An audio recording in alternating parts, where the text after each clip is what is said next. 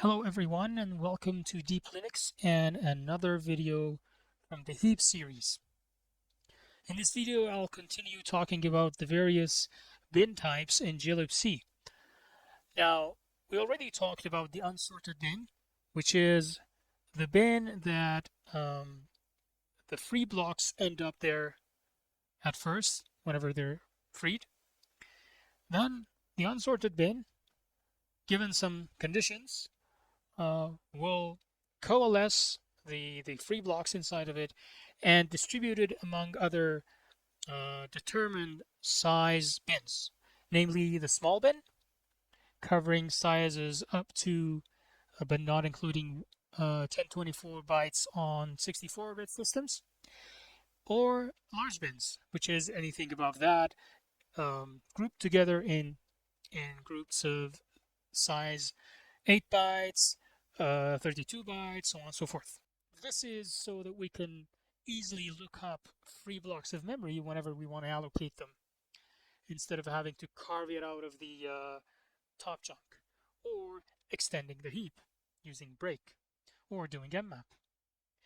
Now, all this being said in previous videos, in this video I'm going to be talking about the fast bins.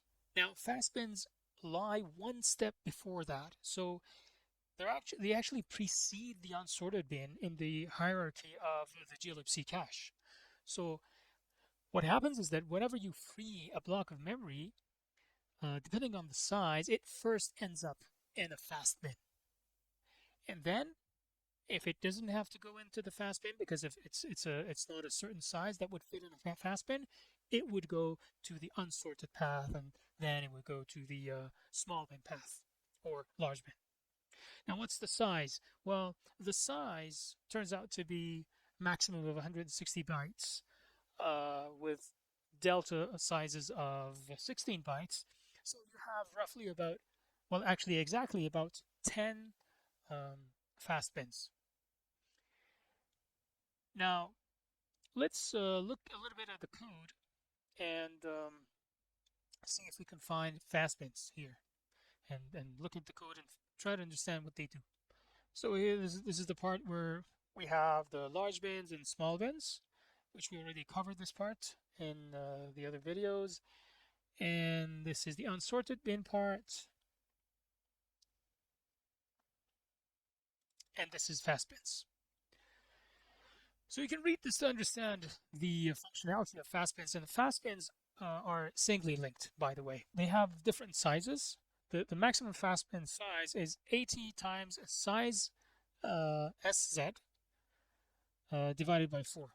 Now, size SZ is defined as the size of the internal size T. Now, internal size T is the word size, right? Well, this is something used for internal glibc bookkeeping. So, on a 32-bit system, this is going to be 32 bits, internal size T. So the size of internal size T is 4, and size SZ would be 4. Hence, the max fast size would be 80 times 4 divided by 4, which is 80 bytes on a 32-bit system. That's the maximum request size that when freed would go to the fast bin. And whenever you want to allocate something, it would first search the fast bin for it. On a 64-bit system, this internal size T, you have two options. Now, the conventional default option is to have internal size T because it's a 64-bit system, pointers are going to be 8 bits, so that they can address the whole 64-bit address space. It's also possible to have this internal size T as a smaller value of 4 bytes, or you can have 4-byte pointers as well, which won't allow you to have a very large heap, but maybe that's okay in some applications. But usually what happens is that if you're on the 64-bit system, internal size T is 8 bytes, and the size of that would be, and actually size SZ would be 8. So the max fast size would be 160, with a displacement of 16 bytes, obviously. So the number of fast bins would be request to size. Well, request is actually the actual size of the data part. The size of the block is the size of the data part plus the metadata, the metadata in a 64-bit system is going to be 16 bytes. Okay, so here we're going to be looking at max fast is going to be for a 64-bit system is going to be 160. Okay, and 160 plus 16, so 176. Okay, and then you get the fast bin index of that, and then plus 1. Okay, so what's the fast bin index? Fast bin index of size is actually you got to shift size by this much. So here in this case, size SC is 8, right? So this condition is true. So this part is going to be picked in the conditional expression. So we're going to be shifting right by 4, basically dividing by 16. This means that every fast bin is are blocks that are within 16 bytes. Okay. Now let me pull up my calculator here. It's trying to overwhelm my brain. So 176. Actually, that's going to be in hex. It's going to be in decimal. 176 shift by 4 will be 11. Okay, 11, and then this is going to be minus 2. This is going to be 9. Okay, so 9. This whole thing is going to be 9 plus 1 means 10. We're going to have 10 fast bins. Okay, in a 32-bit system, this is going to be actually size SC is 4. So it's not 8. So this part is taken. So fast bin index is going to be the max size, which is max size was 80 if you remember, 80 plus 8, which is the metadata in this case.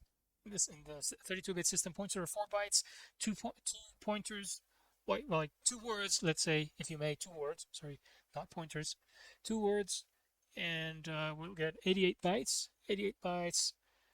Shift right by 3 places will give us 11. Again, minus 2 plus 1, again, 10. The bottom line is that we have 10 fast bins. Now, there's a catch here. So the first one will be 16. Okay, let's say I give it 16. So now I'm going to focus on only 64-bit systems. So 16 shift right by 4 places is going to be 1. Obviously, 16 divided by 16 is going to be 1, and that's going to give me minus 1, right? So for 16 bytes, we don't have a fast bin. Well, obviously, because 16 bytes is only going to be the metadata, right? So essentially, what we're looking at is maybe 16 bytes of data plus the 16 bytes of metadata. So now let's see what we get. So if the total reservation, like the total data plus metadata is now I urge you to go back to the video, to the first video and the second one, because there we cover extensively the metadata and the layout of a block and the layout of a heap. So if you can't really imagine it in your mind, then go back there and you'll be easily able to follow now. So for 32 bytes, it's going to be 32 divided by 16, right? It's going to be 2 minus 2, 0. So the index is going to be 0, right? So bin number 0 will be for 32, and then so on and so forth. You kind of go up. Okay, so you start from 32, then 32 plus 16, then plus 16, and this is kind of how it goes, right? Until you reach 160 plus 16, which is 176, right? And this includes the data and the metadata. The data itself would be whatever I have here. So 32 bytes minus 16 would be the data. Okay. Let's run GDB here. So now we know what's fast bin, and there's also a nice illustration of the fast bins here.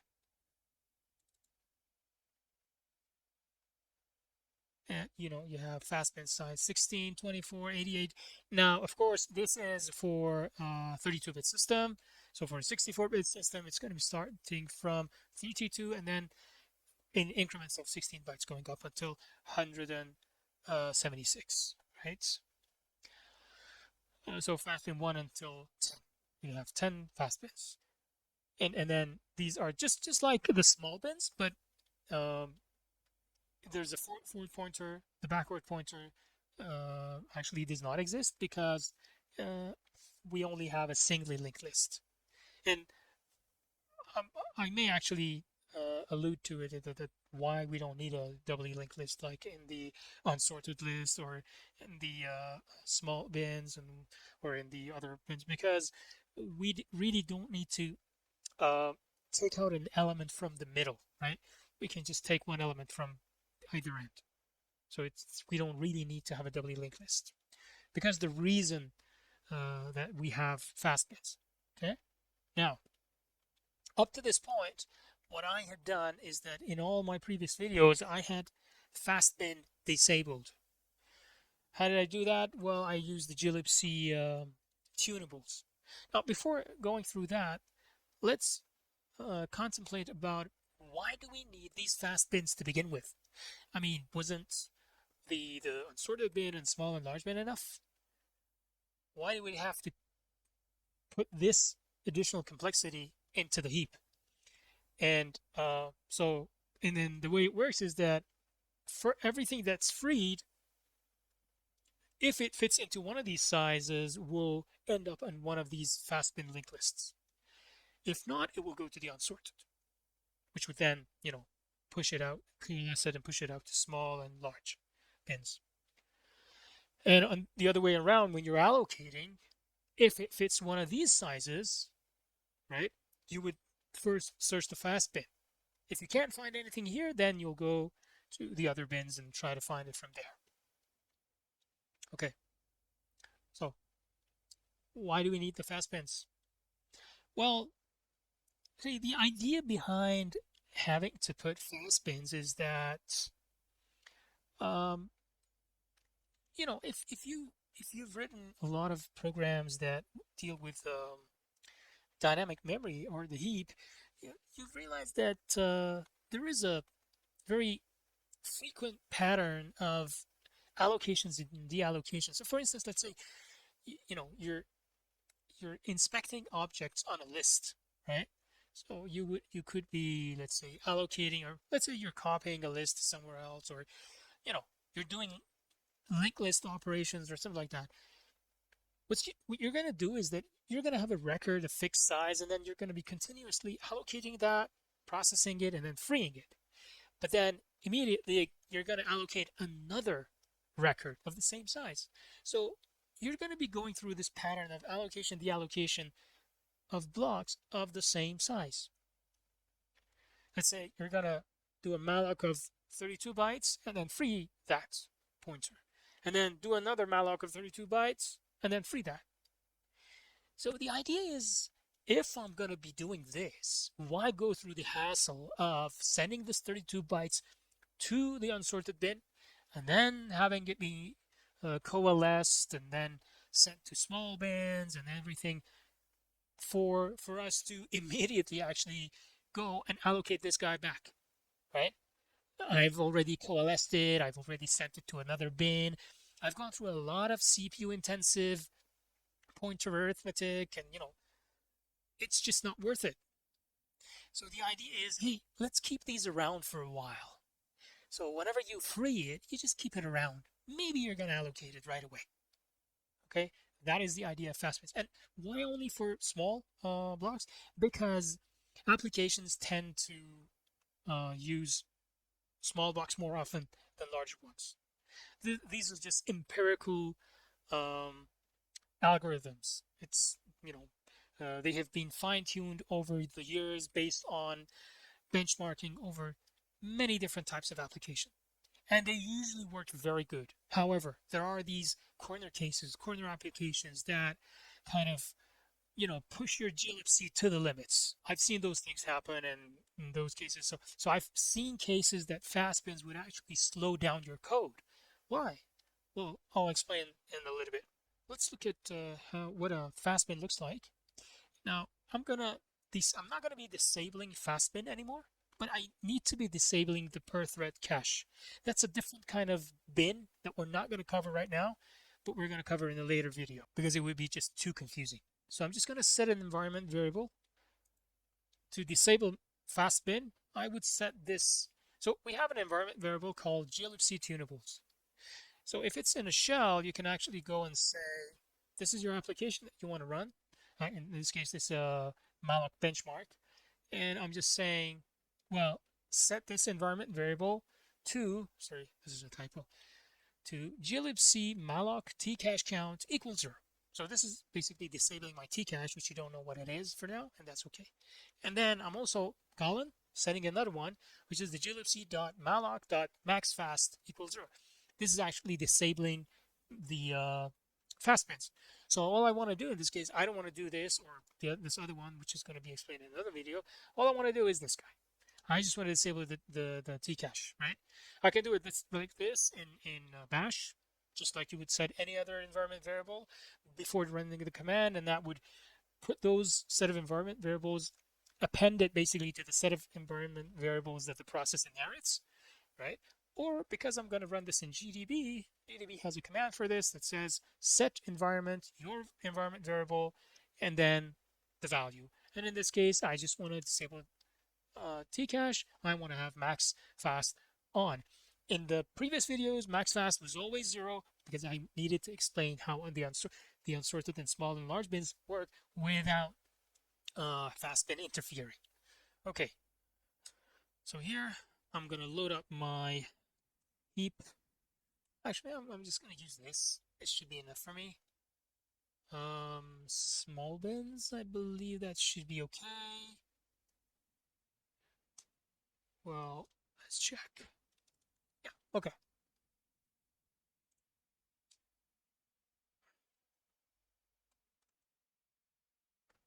Small bins.c.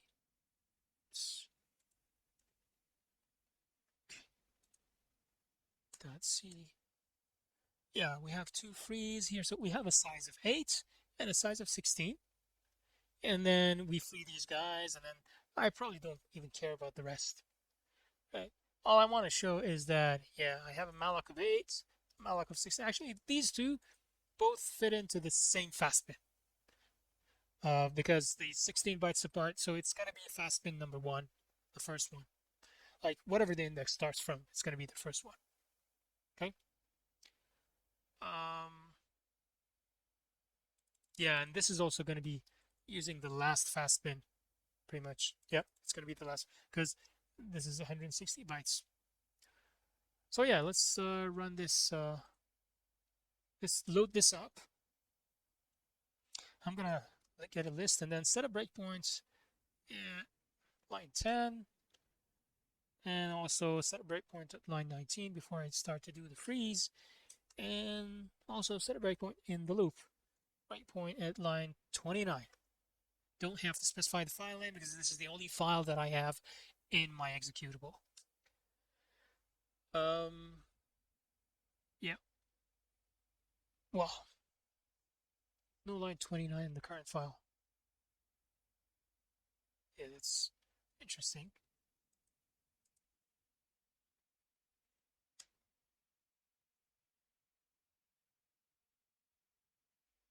Okay. Okay. So let's say run. There it is. Now we're going to drill down, see what we have. Let's blow this up. Next, B1 is allocated, and I'm just going to allocate B2, and yeah. So print B1, that's the pointer to B1, and I'm going to say x64 and word hex, dump 64 bytes, starting from the address of B1. And I'm just going to say B1 minus 16. Well, I have to be accurate, I have to say char star which is going to tell me, well, I'm going to go 16 back to get the metadata. This is the metadata for B1, right? Tells me, hey, see, okay, so it's set to this value of AA, so this is where my actual block starts, and this is the B2, B1 value here. See, that's the address.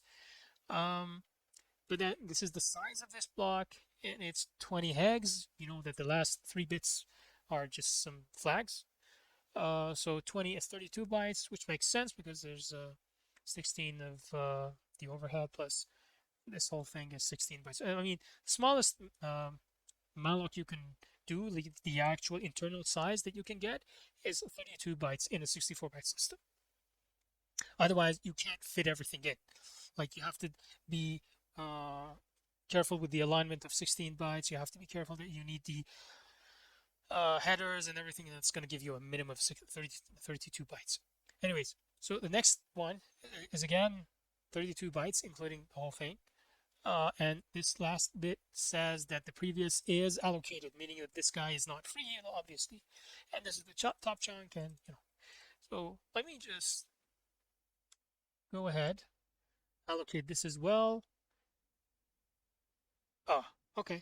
I just freed B1, I believe, which is fine. Let's again look at what we have. So PB1, that's the value of B1. Again, now this time it's freed. So pay attention what we're going to see. Okay. Pay very close attention. This is what we had before. Okay. I wish I had them kind of like very close to each other. Maybe I can do this. Okay. This is what we had before. Pay attention to these. That's B1. It's just too small. This is B1. And then after I free, this is B1. Same thing. And by the way, actually, this again is saying that the previous one is being used, which is very interesting. This is telling me that B1 is actually an active block of memory. It is not freed. Well, I just freed it, right? I just freed it. Look, line 19, free B1. But this says prev in use, prev being B1 is in use. And if you remember, we had a macro for this. I'm just going to run that macro. That tells me if something is free or not. Let me just do that very quickly. I'm just going to say define is free, and I'm going to say all this, and then end. And this just tells me if something is free or not. Is a free B1, it's allocated, but I just freed it. Well, so let's, where are we? We're at line 20, which is line 20. What is line 20 here? Okay, I'm going to free B2 this time. Let's take another look. Let's take another look. So x64 word hex char star, because B1 is char star. I really don't need to say this, but I'm just going to say it to be correct. Here. And this is B2, by the way. So if I say PB2, actually B2 would be the next one. Oh, sorry. PB2 print B2 2F0 2F0. Like go back 8 bytes, you get the header. So this is B2, right? B2 is allocated here. This 33, this one means that the previous guy is allocated. Okay. So B1 is allocated, B2 is allocated. Let's also check it out. Is free using our macro. Is free B2? No, it's allocated. Now I'm gonna free it. I just have to go through the next command, which is N. Okay. Now I just freed it. Because if I do L, the list, line 21 is after this. So I just freed B2. And by the way, you probably all know that we still have that pointer, but it just points to garbage. So let's say is free. B2, yeah, it's not free. It's allocated. Mysterious, right? Let's dump the memory in that area. Again, same thing. See? Same. Previous in use. This is the B guy. Previous in use. Because of this. Okay, now I want to fast forward a little bit and show you something interesting. Now, Just look at the documentation here on fastbins is actually telling us that chunks and fastbins keep their in-use bit set. This is just what we saw, so they cannot be consolidated with other free chunks. However, malloc consolidate releases all chunks in fastbins and consolidates them with other free chunks. Now, there are conditions under which this consolidation happens, and that's a little bit too complicated for us to kind of put in a video. But what I'm just gonna do is that like fast forward this whole thing, and at some point in time, the glibc heap manager decides to consolidate these fast bins, and I've done another dump of that B1 pointer, and you can see here that now the pointer actually here, although we have the prep in use part set, but here this block of memory is no longer 20 hex or 32 bytes.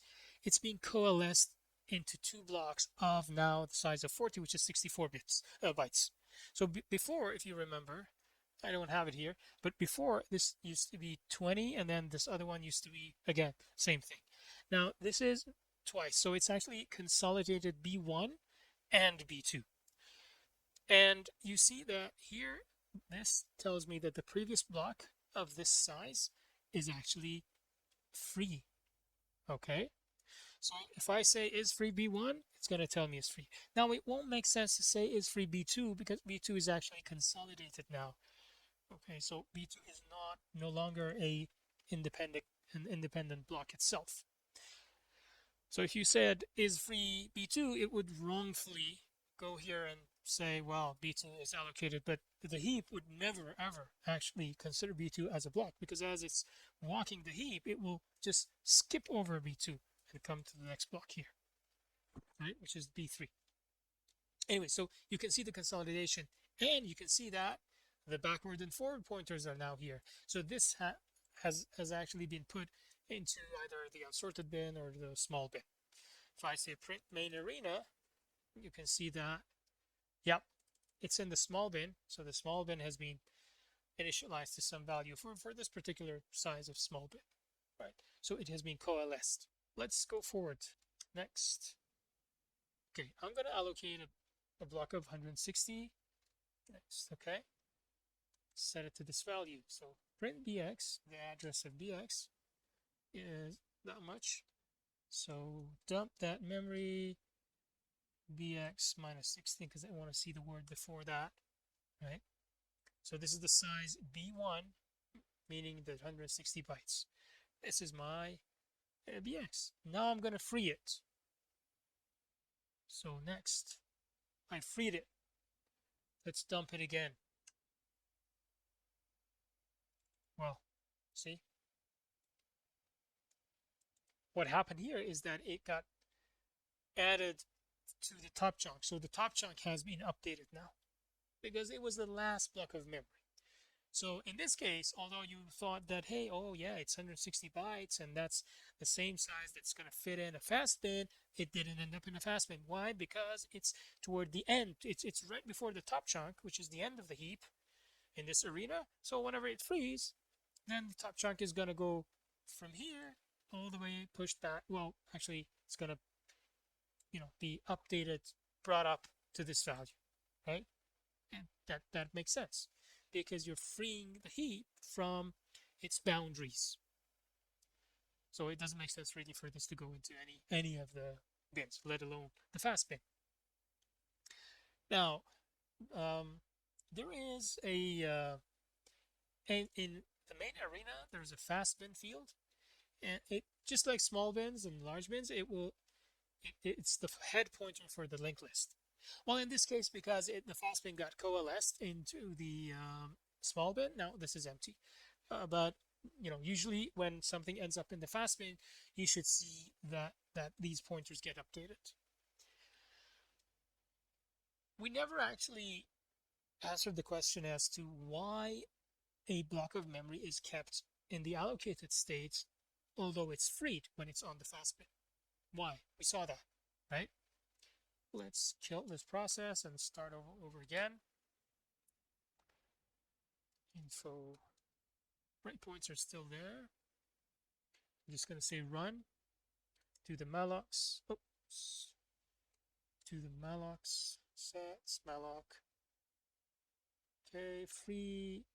Let's take a look at the fastbins here. You see, this fastbin is now pointing to this pointer, 92C0. 92C0. That's it. Beginning of B1. Okay, back to here. Why is this not freed? Because the idea is that I want to, have this block of memory around in the allocated state. Okay, so nobody else would actually go and allocate this. So basically, it's a way for me to tell the heap, don't coalesce this. Because if it's free, then the heap is going to go and coalesce it. Because heap's got its own, you know, uh, periodic algorithm that would go through all the blocks of memory that are freed and coalesce them. This is the unsorted bin, right? So the unsorted algorithm is just it walks the heap and it coalesces things and it sends them around to different small bins and large bins. I want that to be disabled. I want this to be intact because the fastbin idea is that I want this to be here because if I immediately allocate a block of memory which is of the same size, I want to be able to immediately use this guy, right? So please don't coalesce it. So don't mark it as free. And that's the whole idea, right? So it's very quick, very easy. But how do I know it's free? Well, I have it stored in the fastbin. Okay, so here's how it works. When I want to allocate a block of memory, let's say I want to do a malloc. I say malloc this size. First thing it does, the heap, looks at the fastbin in the arena. Do I have anything in the fastbin corresponding to the size that I am mallocing?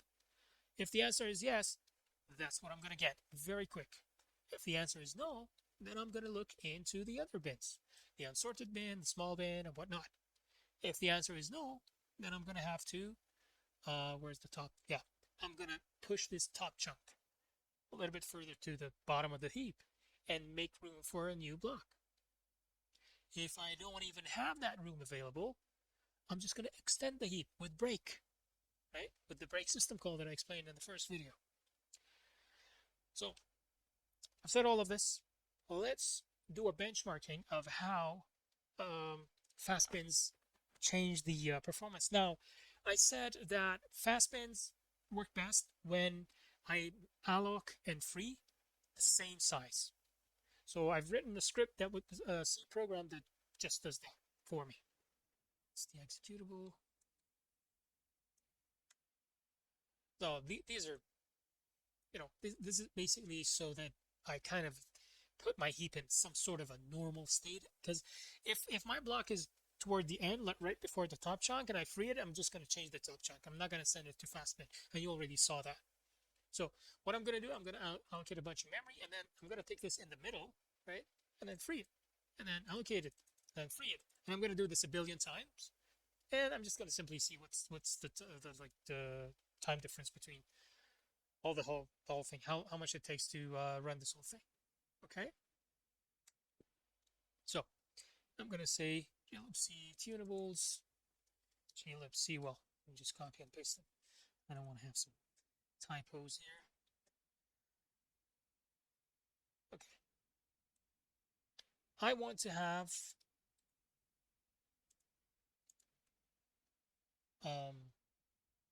Tcache disabled, right? I don't want that to interfere. I also want to have max fast disabled for now. Let's say I'll start with no fast bits. Maximum number of fast bits, 0. And I'm just going to say heap fast bin test. And let me just do this. Let's say date. Well, actually, let's say date. Then run this guy. And then run another date. States. Okay, let's bring up the calculator. 30, well, I don't really need that. 32 minus 9, that's 23 seconds. 23 seconds.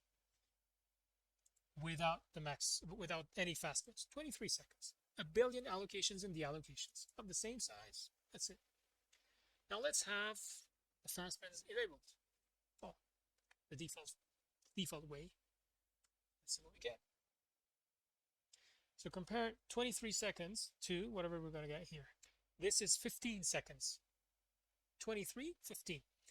I would say that qualifies as a very significant improvement. We've actually shaved off about more than a quarter of the time. So maybe even more. Maybe a third of the time just by enabling the fast bits.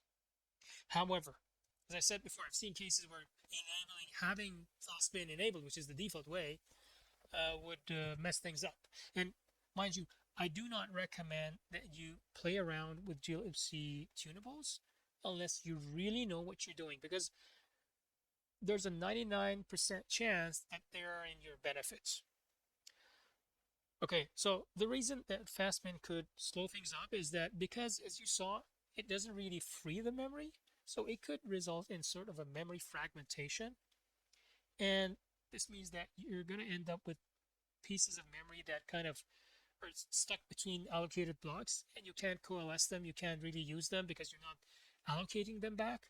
So you end up, what? You have to extend the heap and use more heap, right? So you actually increase your memory usage, and then by extending the heap, you're going to be running the break system call or the mmap system call, which are relatively heavy weights comparing to allocating from, like just getting a block from the heap that you have available, and that could slow down the application, right? So it depends. Now here I kind of created a test case that would be very, very suitable for fastbin because it follows the exact philosophy that's behind designing fast bins. Now, so I hope you've understood what a fast bin is, and the tunables that govern its behavior, and the fact that it's not actually freed, as in resetting the p-bit. But it's kept in a different bin altogether. Okay, I hope you've enjoyed this. In the next video, I will cover heap arenas, which is a mechanism that would improve the performance of heap when used in multi-threaded applications, and that's something that we haven't covered yet. Hope to see you next time.